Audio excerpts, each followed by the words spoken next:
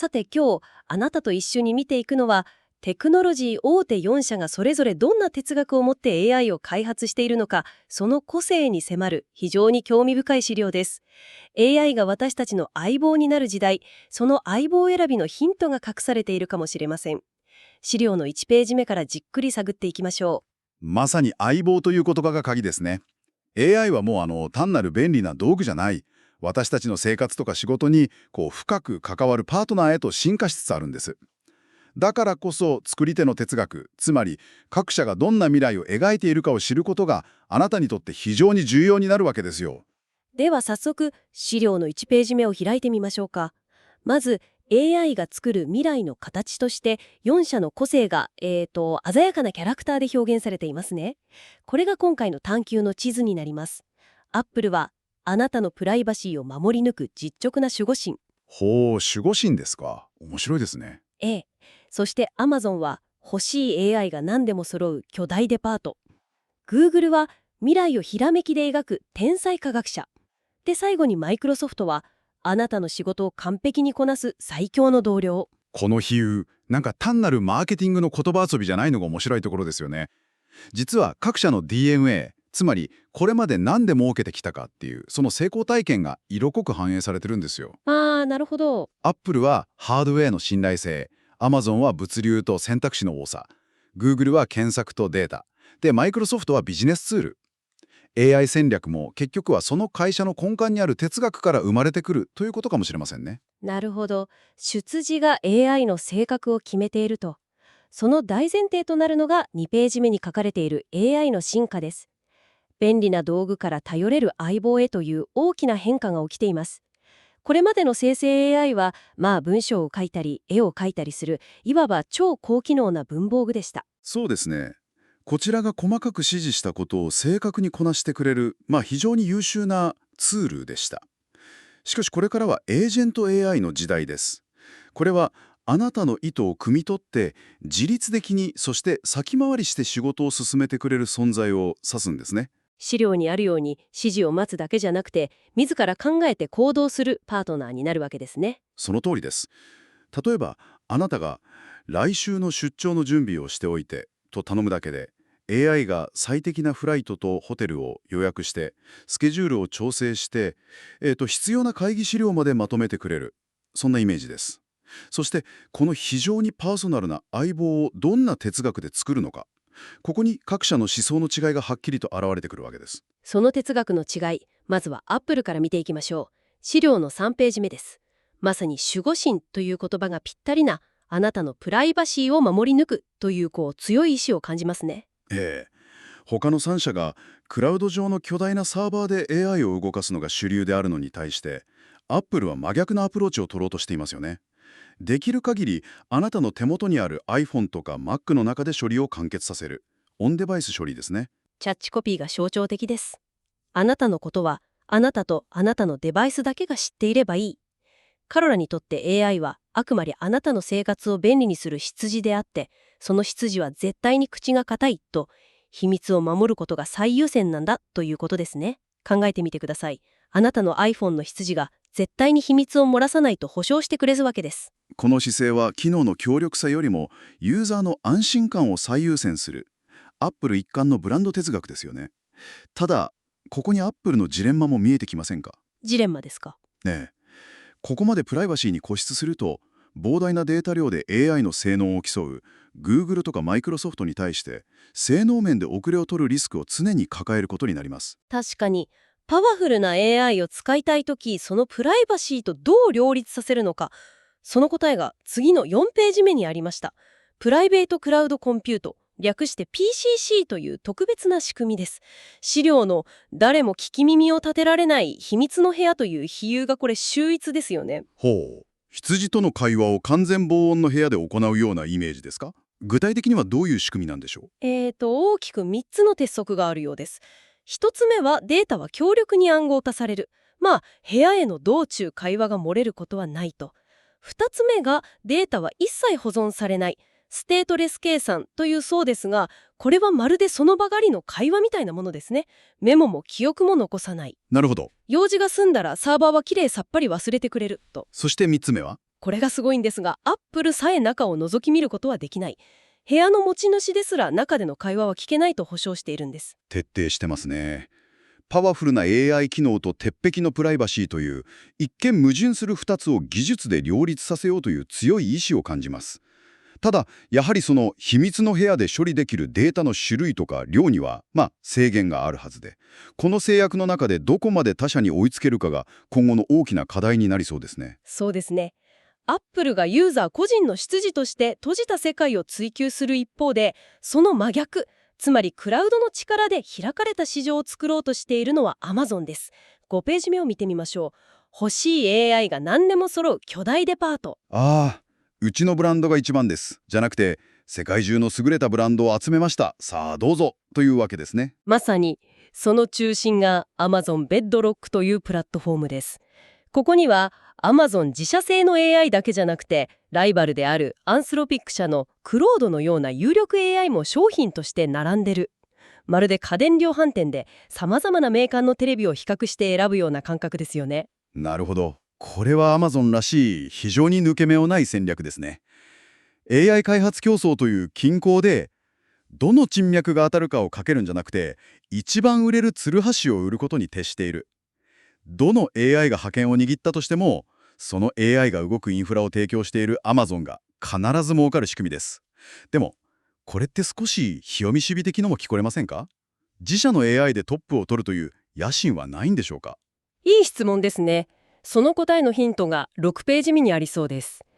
AI は Amazon 経済圏を回すエンジン。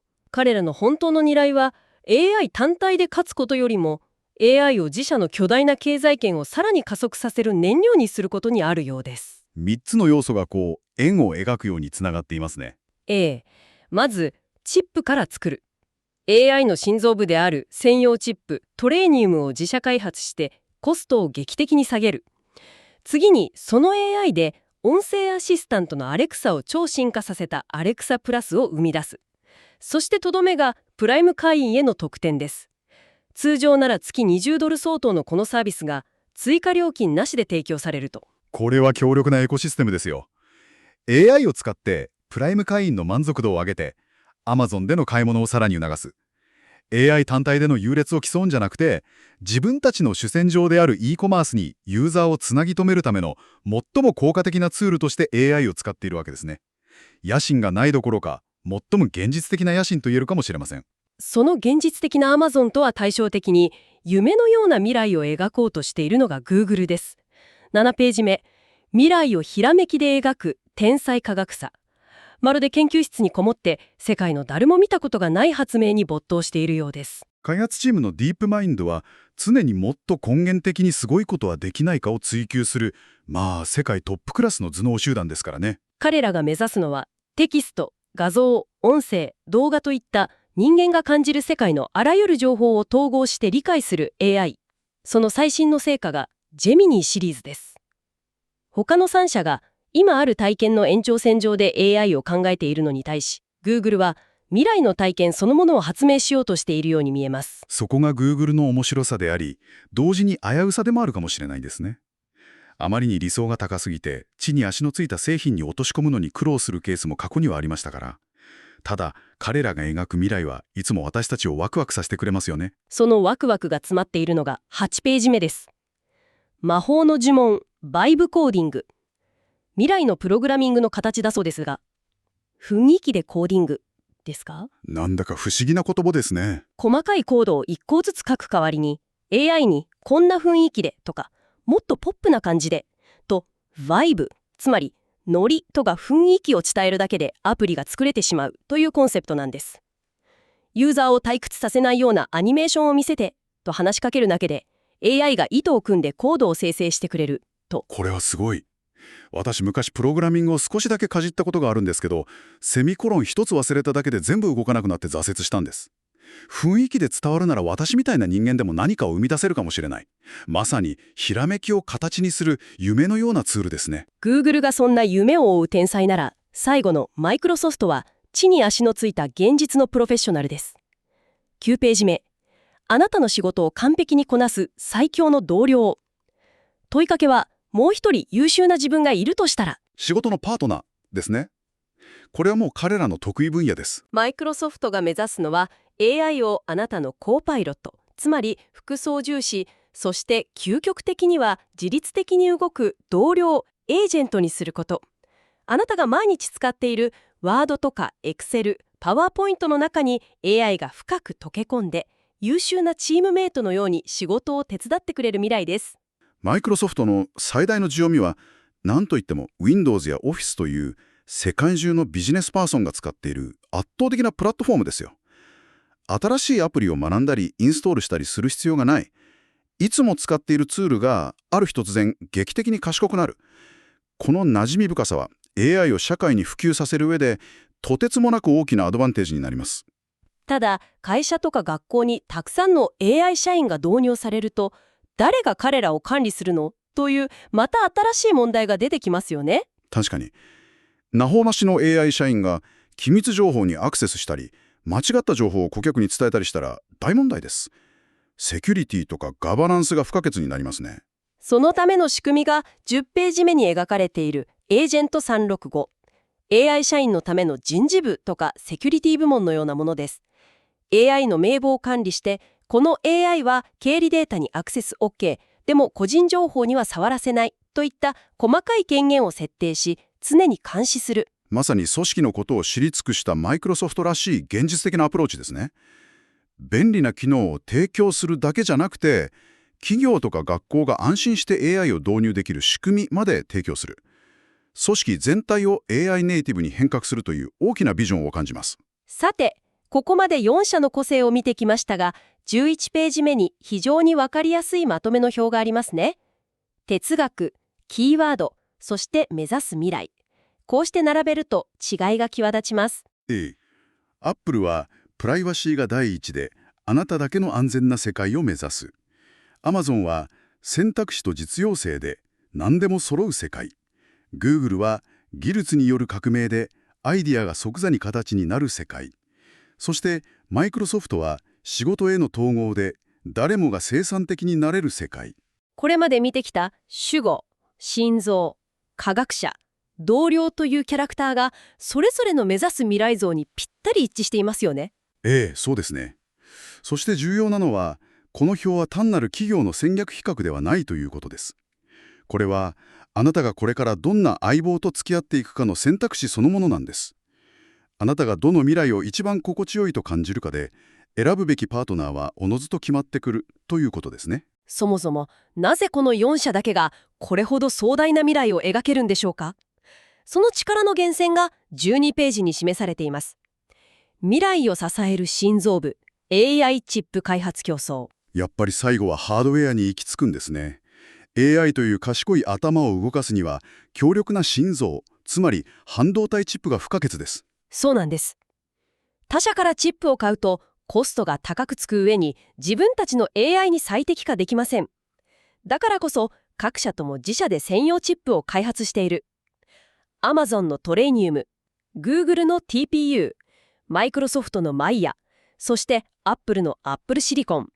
右側のグラフにある投資額もこれ凄まじいですよね。このチップ開発競争こそが AI 時代の覇権を握るための見えない戦場です。ハードウェアを制する者がその上で動くソフトウェアとサービスも制する。テクノロジー業界の鉄則がここでも働いているわけですね。さて、あっという間に最後のページ、13ページです。これまで見てきた個性豊かな AI たち。あなたのプライバシーを守る執事。何でも揃えてくれる店員。ひらめきを形にするパートナー。そして仕事を助けてくれる同僚。全く違うチャラクターですけど、どれも魅力的ですね。へえ。こうした AI の個性たちが、これからスマートフォンのアプリとかパソコンのツールとして、少しずつ、しかし確実にあなたの日常に溶け込んでくる。そんな未来がこのイラストで表現されています。だからこそ、彼らの裏側にある哲学を知ることが、私たちがテクノロジーと賢く付き合っていくための最も大切で最初のステップになるはずです。どの相棒とどんな未来を築いていきたいか、それを考える素晴らしい資料でしたね。というわけで、今回の探究はここまでとなります。最後の14ページに私たちからのお願いがあります。今回の内容が面白い、役に立ったと感じていただけたら、ぜひチャンネル登録と高評価で応援していただけると嬉しいです。通知をオンにして、次の探求にもご参加ください。あなたの応援が私たちの次の冒険の力になります。それでは、また次回お会いしましょう。